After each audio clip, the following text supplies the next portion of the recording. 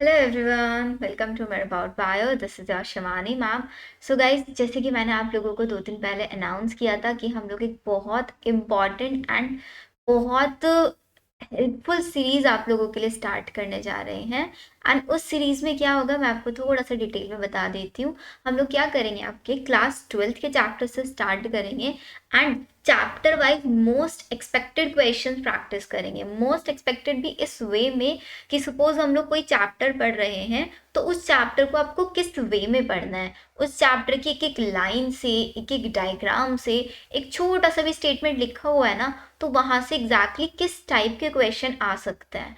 Question आपका NTA कैसे code करता है आपकी एनसीईआरटी से, यहाँ से आपको वो समझ में आएगा। उसके बाद आप जब भी एनसीईआरटी की बुक लेके बैठोगे ना, एनसीईआरटी पढ़ने लगोगे, तो आपके माइंड में आ सकता है कि यहाँ से भी ऐसे क्वेश्चन बन सकता है। बिकॉज ये बहुत इंपॉर्टेंट होता है। एनसीईआरटी को सिर्फ रीड करना जरूरी नहीं होता है कि आप लोगों ने 4 से 5 टाइम्स रीड कर लिया है एंड मैम ने बोला था कि इतना रीड करना जरूरी है तो इसलिए कर लिया, ऐसा नहीं होता है।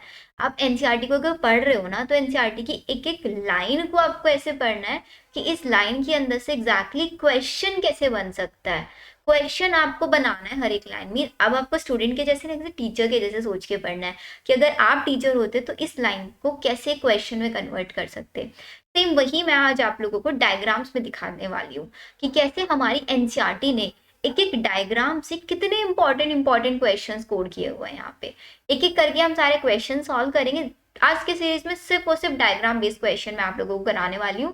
चैप्टर रहेगा हमारा sexual reproduction in flowering plant. So let's start the video. तो सबसे पहले आपके सामने क्वेश्चन है, आइडेंटिफाई ए टू डी तक आपको इस डायग्राम में लेबलिंग करना है। तो देखो जरा, सबसे पहले आपका, हम लोगों को पता है this is the structure of your, structure is male reproductive part. Male reproductive part is also known as stamen and इसी को हम आपका एंड्रोशियम भी बोल सकते हैं ना। अब हमें पता है स्टेमन के अंदर 2 पार्ट्स होते हैं आपके। The first one is your anther and the second one is your filament. Anther and filament 2 parts होते हैं। अब इसमें जो ए पार्ट है, ए इज योर, मैं ऐसे बताऊंगी कि बच्चों अगर मैं स्टूडेंट होती, लाइक मेरे सामने क्वेश्चन होता तो मैं कैसे सॉल्व करती। अब मेरे को इतना 100% श्योर है कि ए तो फिलामेंट होने वाला है, होगा या नहीं। तो अब मेरे को इतना श्योर है कि जो ए है हमारा वो फिलामेंट हो सकता है नहीं, एग्जैक्टली होगा ही 101%। तो ए है मेरे पास यहाँ पे फिलामेंट। अब ए फिलामेंट देखो किस किस में दिया हुआ है आपका, ऑप्शन ए में दिया हुआ है, बी में दिया हुआ है, डी में, सी में नहीं दिया, तो सी को तो मैंने डायरेक्टली कट कर दिया। उसके बाद बी ऑप्शन में क्या है, बी ऑप्शन में ऊपर वाला स्ट्रक्चर मेरा क्या होता है आपका, एंथर। एंथर के अंदर this is your line of dehiscence, एक लॉन्गिट्यूडनल ग्रूव होता है जो आपके अंतर को 2 लोब्स में कन्वर्ट करता है। तो इसका मतलब मेरा बी यहाँ पे क्या होगा, एक लाइन ऑफ डेहिशंस है। अब बी देखो, लाइन ऑफ डेहिशंस का यहाँ पे पॉलन सेक्स, तो ए भी नहीं हो सकता, बी पॉलन सेक्स नो, सी तो हमने पहले ही कट कर दिया था, डी लाइन ऑफ डेहिशन। तो इसका मतलब ए भी मेरे को मिल गया, बी 100% श्योर हूँ इसको लिए, तो मैं आगे के ऑप्शन चेक ही नहीं करूंगी। यहाँ पे टाइम बचेगा। अगर आपके पास टाइम है तो चेक कर लो। जैसे कि देखो हमारे पास सी में क्या दिखा, सी में आपके स्ट्रक्चर दिया, mean these are the microsporangium, जिसके अंदर माइक्रोस्पोर्स बनेंगे। इसी को हम पोलन सेक भी बोल सकते हैं। तो सी मेरा क्या होगा यहाँ पे, C is also known as pollen sac, तो सी भी यहाँ पे पोलन सेक दिया हुआ है and D is also known as your pollen grain. तो इसका मतलब मेरा डी ऑप्शन जो है इसका वो करेक्ट होने वाला है। श्योर। चलो अब ये देखो, आपका ये हमारी एनसीईआरटी ने डायग्राम दिया हुआ है, देखो वही दिया हुआ ना, line of dehiscence, this is your pollen sac, this is your pollen grain and नीचे वाला आपका फिलामेंट एंड स्टॉक। तो ऐसे एनसीईआरटी के इस डायग्राम से हमारा एंटी क्वेश्चन को कोड कर सकता है। पहला क्वेश्चन डन हमारा। अब चलते हैं नेक्स्ट डायग्राम पे। अब ये किसका डायग्राम दिया हुआ है, अब हमको पता है ये आपके एंथर का डायग्राम दिया हुआ है। एंथर के बाहर 4 वॉल्स प्रेजेंट होती हैं। The first one is your epidermis, shorts में भी मैंने आप लोगों को याद कराई थी ना, ये फर्स्ट वन आपकी एपिडर्मिस। तो अब हम इसमें एपिडर्मिस सर्च करते हैं। सबसे बाहर कौन सी एपिडर्मिस, बी, तो इसका मतलब मेरा बी एपिडर्मिस होना चाहिए। अभी देखो बी एपिडर्मिस किस में दिया हुआ है, कट कर दो, यहाँ पे भी नहीं है। सी को कनेक्टिव नो, बी को मिडिल लेयर, बी एपिडर्मिस सिर्फ एक ऑप्शन में दिया हुआ है, this one is option D. तो इसका मतलब मैं सिर्फ और सिर्फ यहाँ पे डी ऑप्शन में बी को देख के आगे चलूंगी, मीन्स इसी को ही मैं पिक कर लूंगी। या फिर अगर चाहते हो तो आगे के ऑप्शंस भी चेक कर लो। एपिडर्मिस के इनर साइड में कौन सी लेयर होती है, एंडोथीशियम। तो इसके अंदर देखो एंडोथीशियम कौन सी होनी चाहिए आपकी, दिस वन सी एंडोथीशियम होना चाहिए, रहा यहाँ पे सी एंडोथीशियम। एंडोथीशियम के अंदर वाली लेयर कौन सी होती है आपकी, टैपेटम। तो टैपेटम कौन सी लेयर है यहाँ पे, टैपेटम इन्होंने ये रही देखो यहाँ पे आपकी, दिस वन इज टैपेटम, मतलब ई आपका टैपेटम होना चाहिए। और डी क्या है, D is your sporogenous tissue.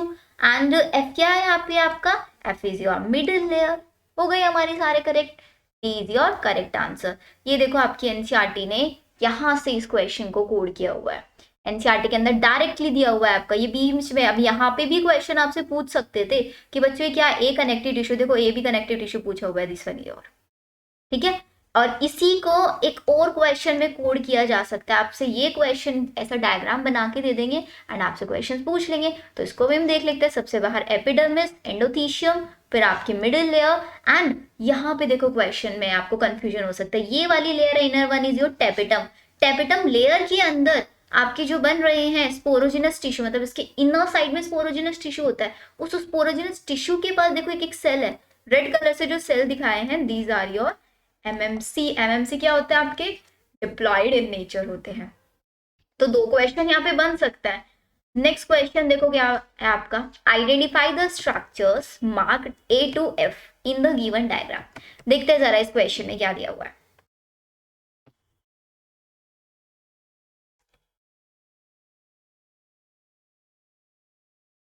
देखो ए स्ट्रक्चर क्या है वो मेरे को पता है, जो मेरा माइक्रोस्कोप बनता है टेट्राड की फॉर्म में होता है, बिकॉज उसके बाहर एक कैलोस की लेयर प्रेजेंट होती है। तो ए तो मेरे को यहाँ पे लग रहा है कि ये मेरा टेट्राड है, तो ए क्या होना चाहिए मेरा टेट्राड। तो ये बी में दिया हुआ है और सी में, ए को भी कट कर दो ऑप्शन को, डी को भी ऑप्शन कट कर दो।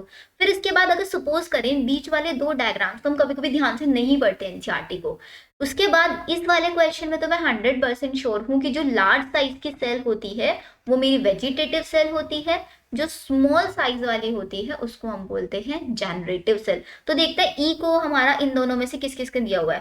इसमें ई को लिखा हुआ है पॉलन, बट ई तो वेजिटेटिव सेल होती है। तो हमारा देखते हैं यहाँ पे ई को इन्होंने दिया हुआ है आपका एसिमेट्रिक स्पाइंडल, यहाँ पे भी नहीं हो सकता है E asymmetric spindle, no. C में देखो ई क्या है, vegetative cell, very good. F में क्या दिया हुआ है, जनरेटिव सेल। तो आपका करेक्ट आंसर क्या होना चाहिए यहाँ पे, your correct answer should be your C. बताओ समझ में आया कैसे हम लोगों ने आंसर को पिक किया। नेक्स्ट क्वेश्चन पे चलते हैं हम।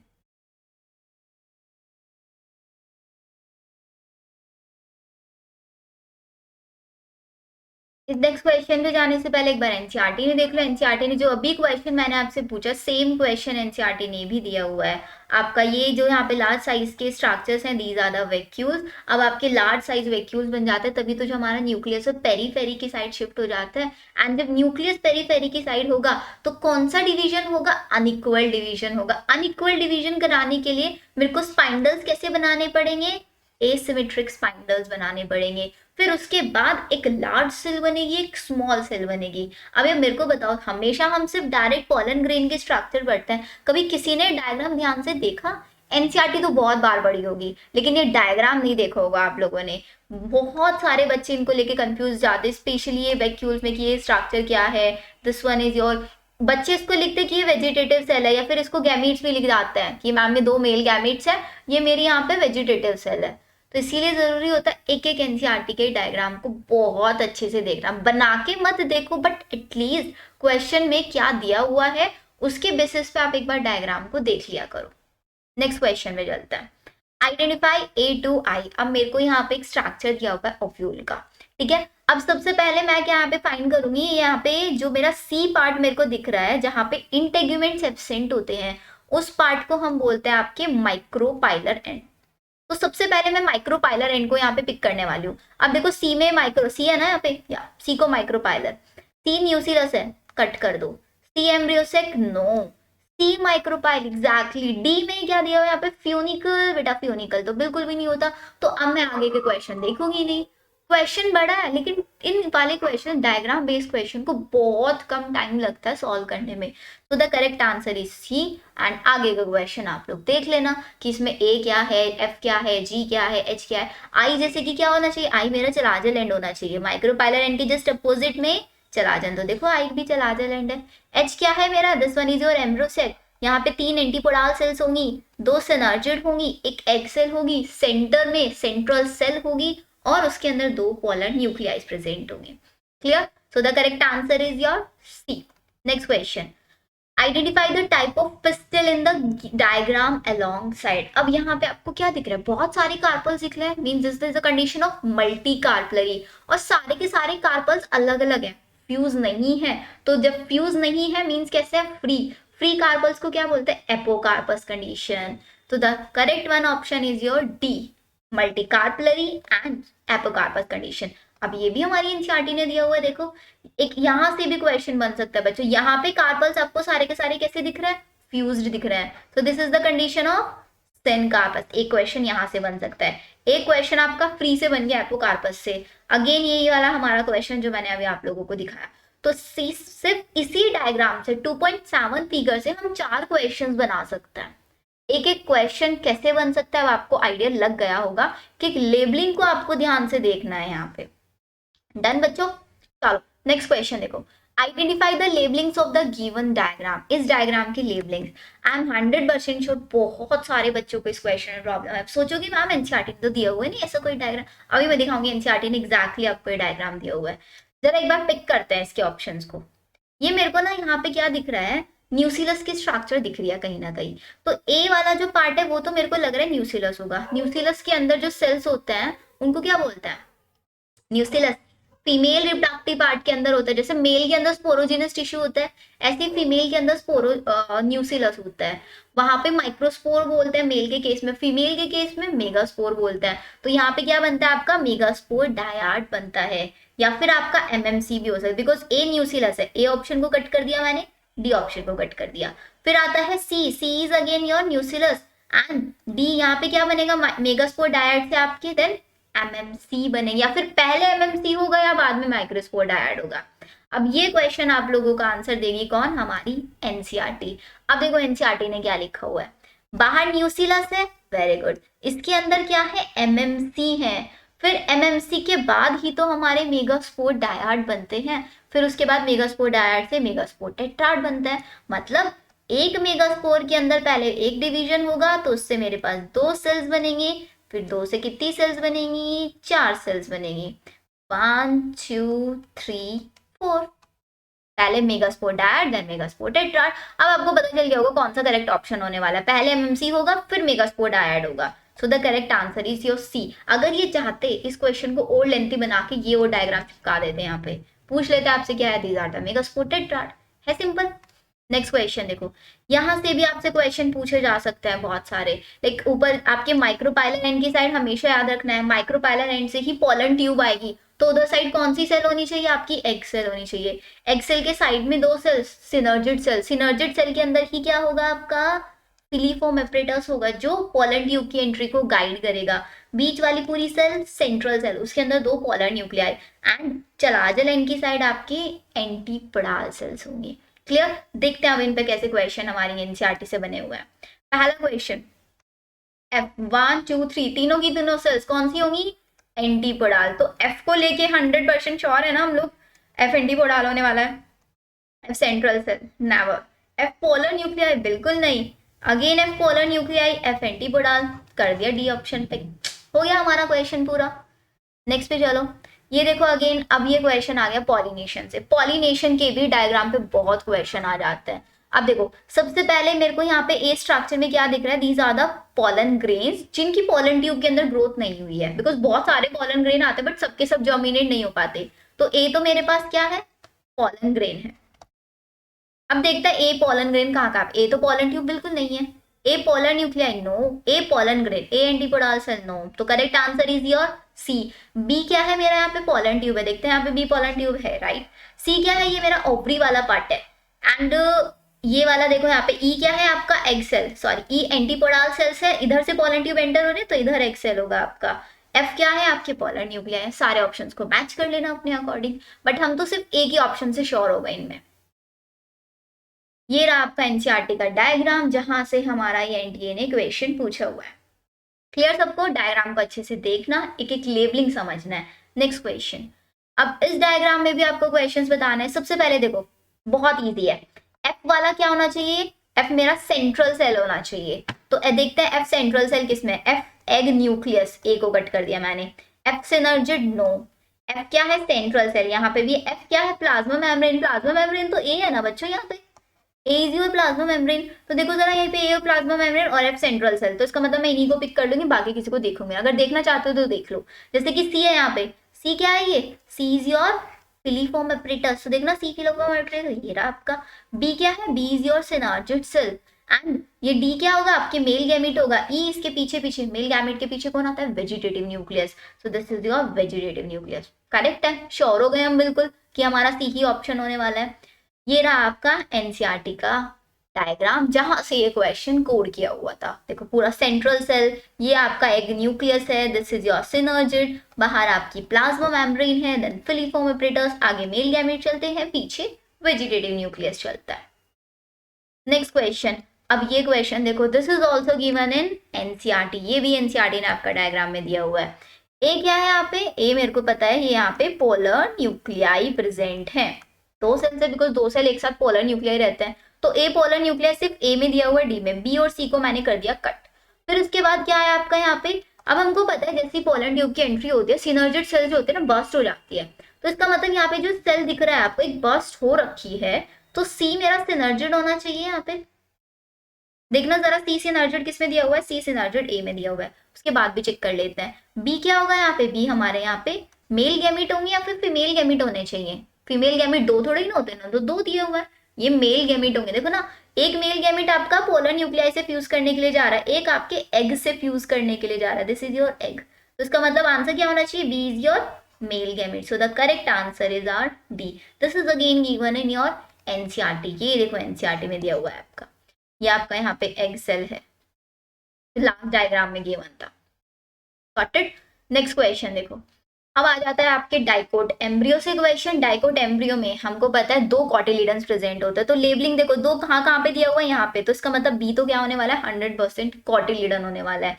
देखना जरा, बी कॉटिलिडन, यहाँ पे hypocotyl no, root cap no, B cotyledon, यहाँ पे भी बी कॉटिलिडन। कॉटिलिडन के ऊपर वाला जो पार्ट होता है उसको बोलते हैं प्यूम्यूल, नीचे वाला होता है आपका रेडिकल। मतलब ऊपर वाला एपिकोटाइल, नीचे वाला हाइपोकोटाइल। तो एपिकोटाइल वाले रीजन में क्या होता है आपका, प्यूम्यूल होता है। हाइपोकोटाइल वाले रीजन में रेडिकल होता है। तो इसका मतलब कोटिलिडन के ऊपर वाले पार्ट में क्या होगा आपका, या तो ए मेरा क्या हो सकता है, या तो ए मेरा आपका एपिकोटाइल हो सकता है या फिर प्लूम्यूल हो सकता है। अब देखो ए को क्या लिख दिया इन्होंने, हाइपोकोटाइल। हाइपोकोटाइल तो नीचे की साइड होना चाहिए ना, तो ए क्या है मेरा, प्लूम्यूल है। सी हाइपोकोटाइल है, हाइपोकोटाइल को कवर करके कौन रखता है, रेडिकल। रेडिकल के ऊपर क्या होता है, आपकी रूट कैप होती है। So the correct answer is your D. This is again given in NCERT, ये देखो, प्लूम्यूल, देन आपके cotyledons, hypocotyl, radicle, root cap. Direct questions है आपके। Next, find out the type of seed. अब आपको ये बताना है किस टाइप का सीड आपको देखने के लिए मिल रहा है। इसके अंदर आपको coleoptile, coleorhiza and epiblast structures को लेबल करना है। अब हमें पता है कोलियोप्टाइल और coleorhiza, these are the structures of monocotyledons ना। मतलब आपके जो मोनोकोट सीड्स होते हैं उन्हीं के अंदर आपके कोलियोप्टाइल एंड कोलियोराइजा होता है। जिसका शूट वाला पार्ट होता है वो कोलियोप्टाइल से कवर होता है, जो रूट वाला पार्ट होता है कोलियोराइजा से कवर होता है। तो इसका मतलब मेरे पास यहाँ पे क्या क्या स्ट्रक्चर्स मेरे को आइडेंटिफाई, सबसे पहले तो बताना है कि कैसा सीड है। तो ये मोनोकोट है, डाइकोट वाले ऑप्शंस तो मैंने कर दिए कट, ठीक है। फिर इसके बाद इन्होंने दिया ए बी सी और बी बी जी। सबसे पहले मेरे को कोलियोप्टाइल बताना है। कोलियोप्टाइल वो पार्ट है जो प्लूम्यूल वाले पार्ट के पास मिलेगा। तो कोलियोप्टाइल या तो देखो मेरा क्या हो सकता है, ए भी हो सकता है एंड बी भी हो सकता है। अगर डायग्राम हमने नहीं देखा हुआ है तब मैं आपको बता रही हूँ कैसे पिक करना है आपको। एपीब्लास्ट मेरे को पता है, epiblast is the remnant of cotyledon. Cotyledon का रेमनेंट जो छोटा सा पार्ट रह जाता है उसको कॉटिलिडन बोलते हैं, सॉरी उसको एपीब्लास्ट बोलते हैं। तो डी तो मैं श्योर हूँ एपीब्लास्ट होगा, तो एपीब्लास्ट कहाँ पे है, डी का मतलब मेरा सी होगा। बी में देखो यहाँ पे क्या है, B coleoptile, this is your coleoptile and G ये रहा आपका कोलियोराइजा। तो आपका करेक्ट आंसर होगा सी। सिर्फ एपीब्लास्ट से हम लोगों को पता चल गया है ये। इसके ऊपर एक और क्वेश्चन आता है कि एपीब्लास्ट किससे रिलेट करता है। Epiblast relate with only with the monocot seeds. Monocot seeds के अंदर सिर्फ ये पाया जाता है। ये देखो स्ट्रक्चर, ऊपर जो ए लेबलिंग दिया होता है, this is your scutellum, coleoptile, this is your shoot apex, epiblast, radicle, root cap and उसको कवर्ड कौन करता है, कोलियोराइजा कवर करता है। क्लियर। नेक्स्ट क्वेश्चन देखो, अब यहाँ भी अगेन आपको एक सीड के ऊपर क्वेश्चन दिया हुआ है। सीड में आपको बताना है कैसी स्ट्रक्चर है।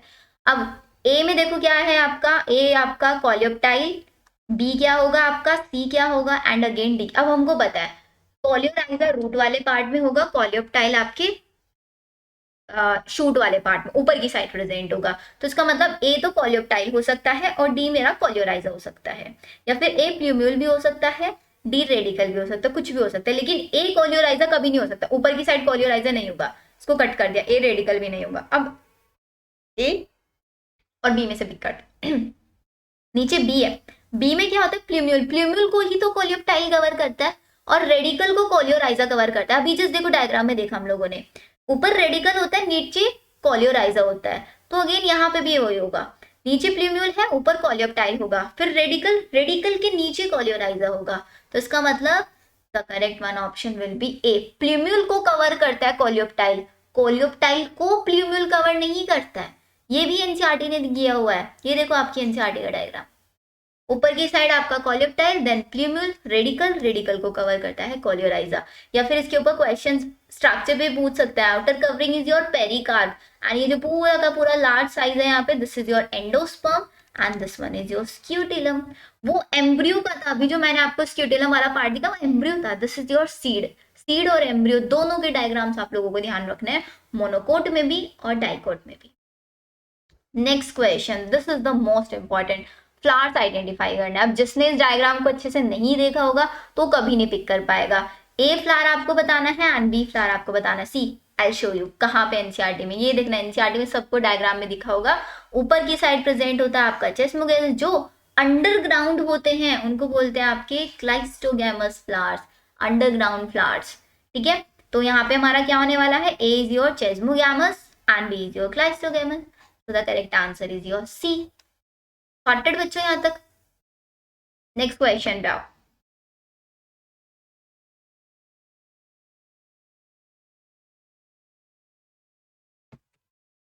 तो अब आता है हमारा इस चैप्टर का last diagram based question. Diagram आप लोगों के सामने है, क्वेश्चन मैं आपको दिखाती हूँ क्वेश्चन क्या होगा, एंड इस क्वेश्चन को आप लोग खुद से सॉल्व करने वाले हैं।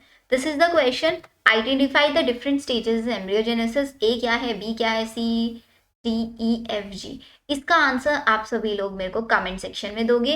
एंड एक और इम्पॉर्टेंट चीज़, आप लोगों से कमेंट सेक्शन में मेरे को ये भी फीडबैक चाहिए कि इस टाइप के डायग्राम बेस्ड वीडियोस आपको और भी चैप्टर्स की कंटिन्यूशन में चाहिए, या फिर डायग्राम बेस्ड क्वेश्चन आप लोग खुद से कर लोगे।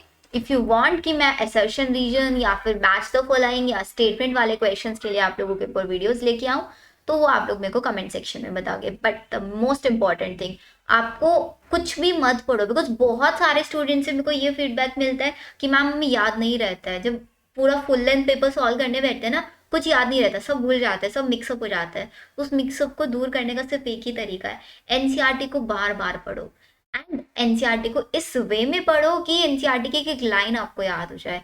क्वेश्चन आपके सामने आए ना, तो आपके माइंड में एनसीईआरटी को लाइन याद आ जानी चाहिए कि हाँ ये क्वेश्चन उस लाइन से है, मैंने पढ़ी थी ये लाइन। स्टेटमेंट अगर एनसीईआरटी का आ रहा है तो स्टेटमेंट भी आपको याद होने चाहिए कि क्वेश्चन में अगर ये स्टेटमेंट दिया हुआ है ना तो उसमें ये गलत लिखा हुआ है। आपको फिर सोचना नहीं पड़ेगा स्टेटमेंट वाले क्वेश्चन में भी या फिर असर्शन रीजन वाले क्वेश्चन में भी। ठीक है, सो तब तक के लिए अच्छे से पढ़ाई करो। I'll see you in the next video. Next video I'll try कि assertion and region वाली ही हो, या फिर हम chapter wise, because diagram based question की अगर मैं बात करूँ ना, बहुत ही सिलेक्टेड चैप्टर्स है जिसमें से डायग्राम वाले क्वेश्चन आते हैं, सारे चैप्टर्स में से नहीं आते। एक ये चैप्टर है, एक इससे नेक्स्ट वाला चैप्टर ह्यूमन रिप्रोडक्शन, वहाँ से भी डायग्राम बेस्ड क्वेश्चन आते हैं। इससे पहले वाला चैप्टर रिप्रोडक्शन इन ऑर्गेनिज्म, वहाँ से भी डायग्राम बेस्ड क्वेश्चन आते हैं। अगर हम 11th में बात करें, आपके प्लांट किंगडम, आपका एनिमल किंगडम से भी डायग्राम बेस्ड क्वेश्चन बन जाता है, या फिर आपका माइटोसिस मियोसिस से डायग्राम बेस्ड क्वेश्चन बहुत बनता है। तो जितने भी चैप्टर्स है जिसमें से पॉसिबिलिटी रहती है डायग्राम बेस्ड बनने की, तो वो मैं आप लोगों को खुद करा दूंगी। रेस्ट सारे चैप्टर्स जितने भी बच जाएंगे उनके मैं आपको बताऊंगी कि इस चैप्टर में ये डायग्राम इंपॉर्टेंट है, इसको मत मिस करना। ठीक है, सो सी इन द नेक्स्ट वीडियो, तब तक के लिए पढ़ाई करो, ऑल द बेस्ट।